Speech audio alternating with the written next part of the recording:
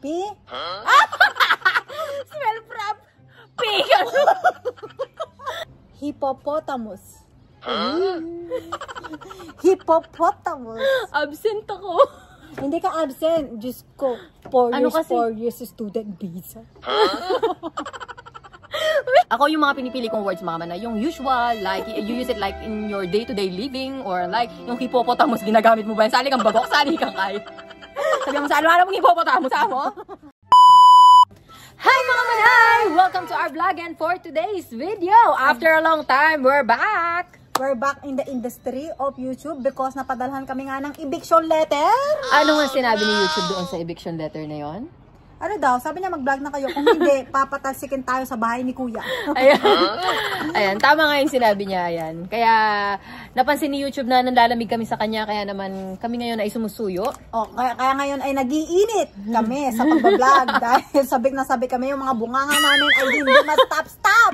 Yes. At ano bang nangyari nung mga panahon na wala tayo? Ayun. Anong nangyari sa'yo? Siyempre, ayan mga manay, feeling smart, nag-aral tayo at ngayon hindi pa rin ako pumapasa. Pero, may trabaho na ako. Yun and ang ikaw ay isa ng ganap na real estate agent. yan, sa mga naghahanap po ng bahay.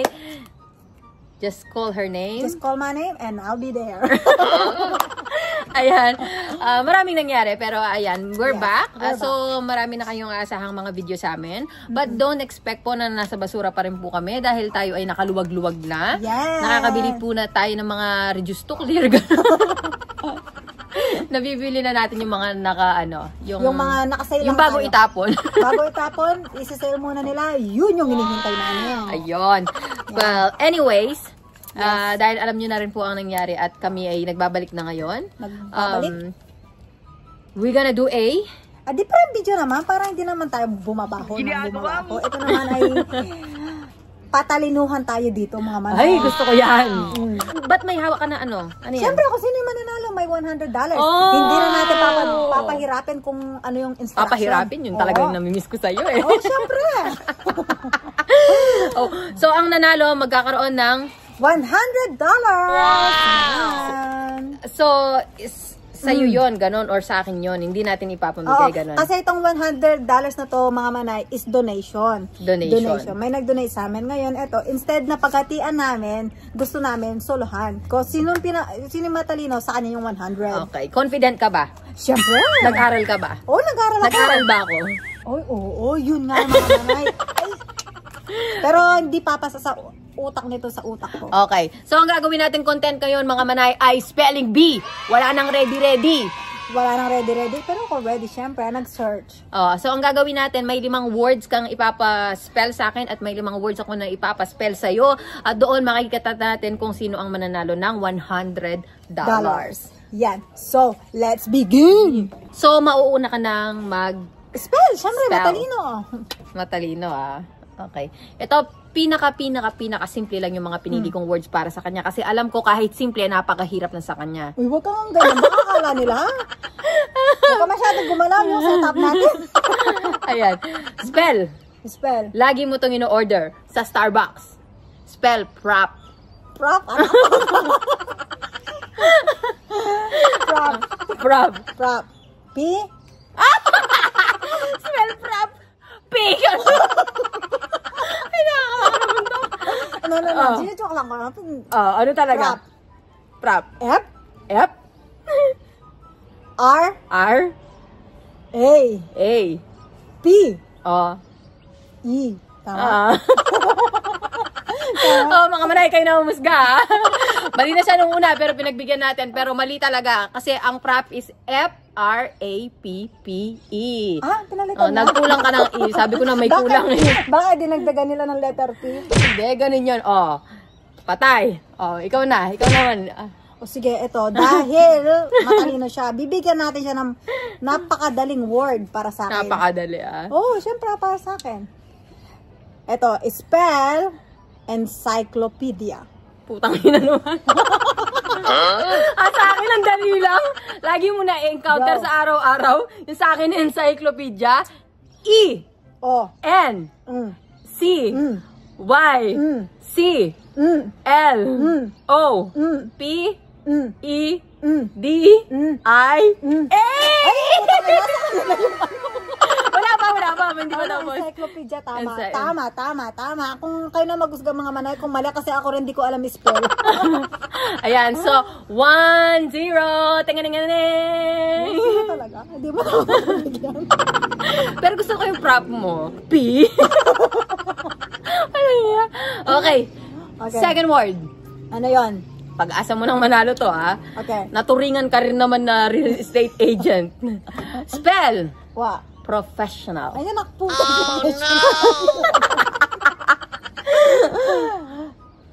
F. Professional? English pinalitan. Dapat ba P? Professional. O nga P. P. Kinakabahan ako. P. R. O. Pro. Pe. E. Ano? P. R. O. Pro. Fe. F. E. S. I. O. N. A. L. I. Tama? Oh, masaya ka na doon. Hindi. Sabihin mo sa akin kung final na para sasabihin ko. Ulitin natin. Professional. P. P. R. O. F. E. Profe. S. S. I. O. N. A. L. Okay, wait. Ilang S yon sinabi mo? S.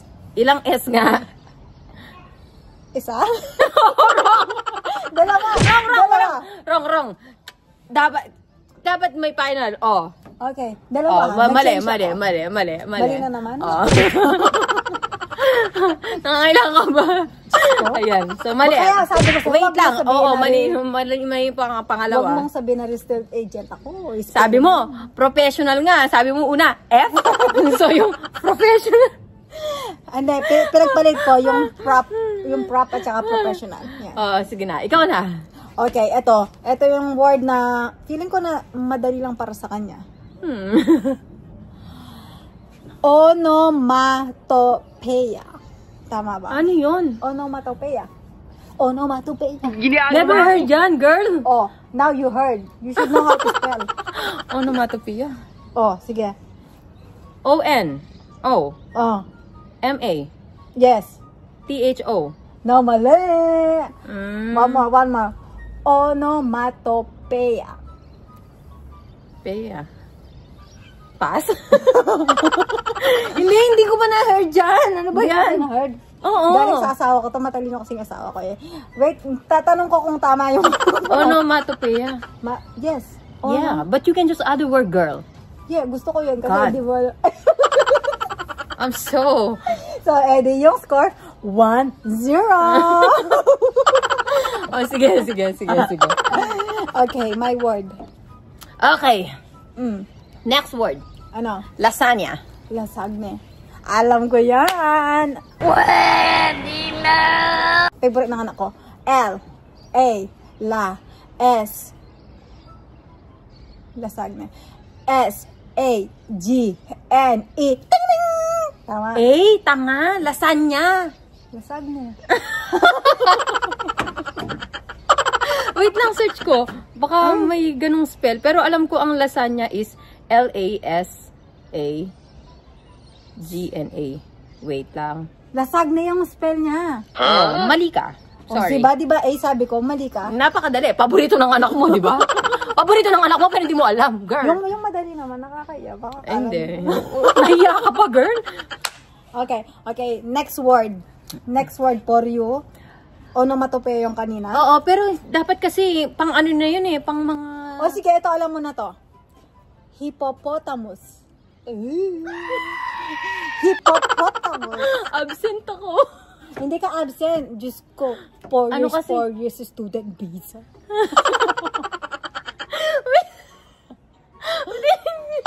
H-I? Hippopotamus. Wait lang. Hippopotamus. Ang tanga mo. H-I? Oh. P-O? No.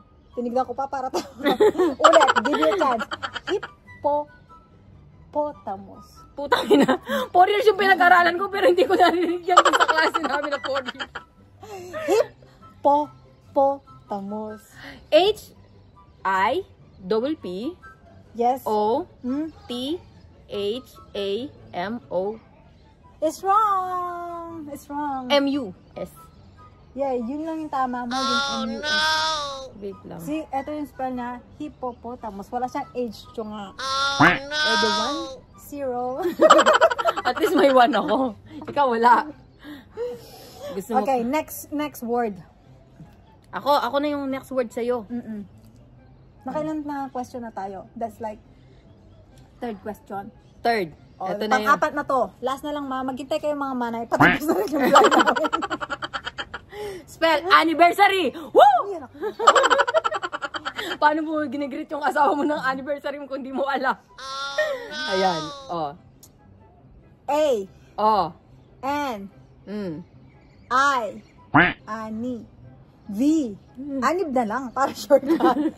A, N, I, V. Ani. After V, E, Ver, R. Mga manay, magpanggap tayo na hindi natin alam, ha? S-A-R-Y. Oo. Tama? Hindi, tell me if it's final or not. Tama ba? Ano, final? Wait. Anniversary. Ano ba yung tumatawag? Final. Yes, final answer. Okay, wrong. Bakit? Just to let you know, hihiwalan ka ng asawa mo. Ang anniversary is double N, girl. Ha? Pinalitan na. Oo, pinalitan. Hindi ka na-info. Hindi kasi ako ang mga unlimited sa letters, mga manay. Okay, 1-0. At least. Happy na siya doon, mga manay. Tagbigyan na. Nakakaloko.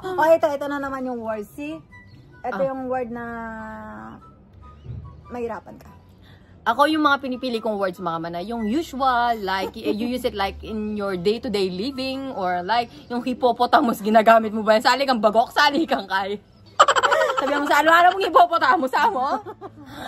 So, hayaan mo manay. Kasi yung utak niya kasi pang out of this world.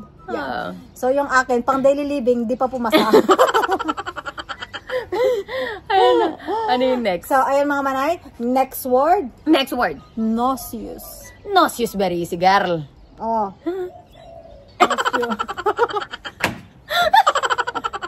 sabi ko magaling ako sa writing, pero hindi sa ganyang mga ano. N-A-U-S-E-O-U-S.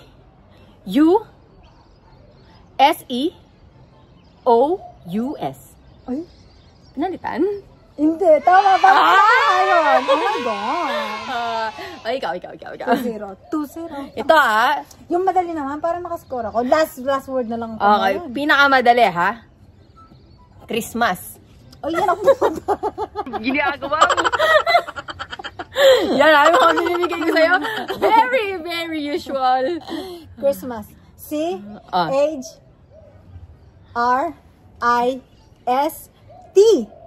Chris. M-A-S. Christmas! Tama! All one.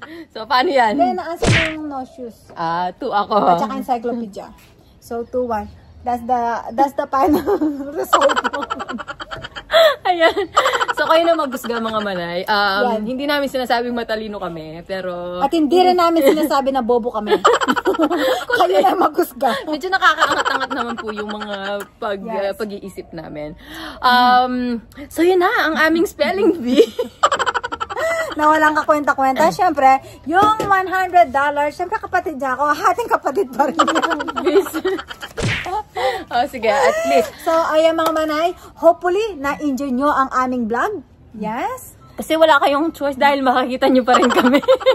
And mga manay, don't forget to comment down below kung anong mga content yung gusto nyo. But unfortunately, hindi na po namin kayang mag-dive sa mga basurahan dahil marami na pong mga nagbago. Sana na-enjoy nyo ang aming vlog, mga manay! Once again, kung gusto nyo pong mag-dive in the future, dive at your own risk. Yes, so... Diba? Yes, mga manay. Yun lang masasabi ko, yes lang ng yes na mga manay. So, anyway, mga manay, kung nagustuhan nyo ang aming vlog, yan, please don't forget to like, share, and subscribe! See you on our next vlog, mga manay. Bye! Bye! Thank you for watching Manay TV.